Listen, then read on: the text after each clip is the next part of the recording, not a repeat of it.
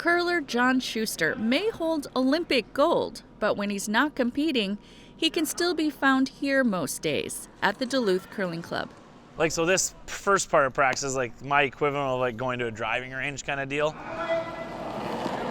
He's the skip or main tactician for his namesake team, Team Schuster, a team that made history, becoming the first American men's curling team to win gold ever.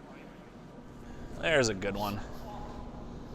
For Schuster, what happened in Pyeongchang made foregoing a traditional career all worth it. Winning a gold is almost a pressure relief because I thought maybe I always needed validation that, taking this career path or this path to my life that I needed to win, a world championship or an Olympic gold medal to validate that. And now that I have that, I don't feel the pressure of needing to have that validation and have really, I think, gone out and really enjoyed being on the ice.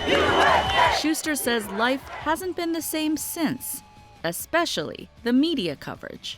My life has definitely changed a lot. For me, I'd get home from a curling event and then, I'd go through my daily tasks of, being a dad and being a stay-at-home husband. And now that isn't necessarily the case. There always seems like there's some sort of, media request or I'm doing a lot of public speaking now.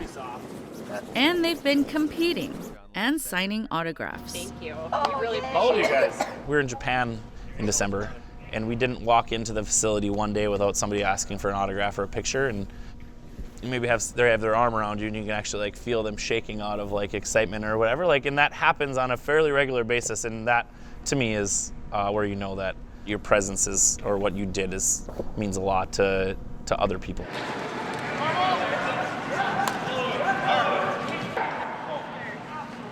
Something else happened. The Olympics and the American win put curling in the spotlight.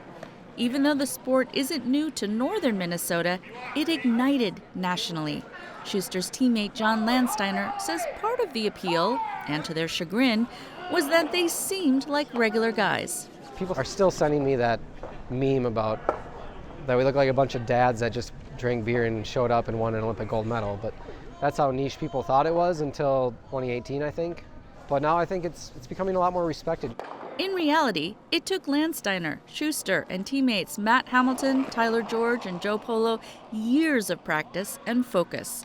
George has now moved on from competition, but the team goes on. Next up are Nationals, Worlds, and a World Cup in Beijing. I guess I'd just like to see it grow across the country, and I'd like to see more people become competitive.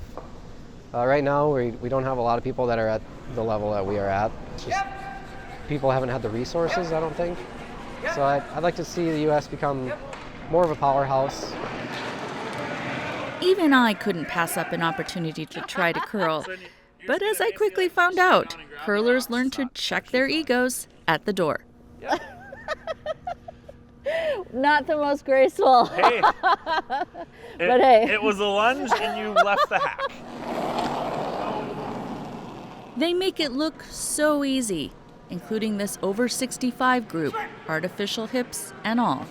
Their pride for Team Schuster and fellow curlers is obvious, like being able to recall Schuster's game-winning Olympic throw, like it was yesterday. I didn't miss a minute of it, and when Sweden missed that shot and Schuster took him out and laid 5, I knew that was the ultimate shot. That doesn't happen very often, especially not in Olympic curling. I mean, 5 points in one end, that's almost unheard of.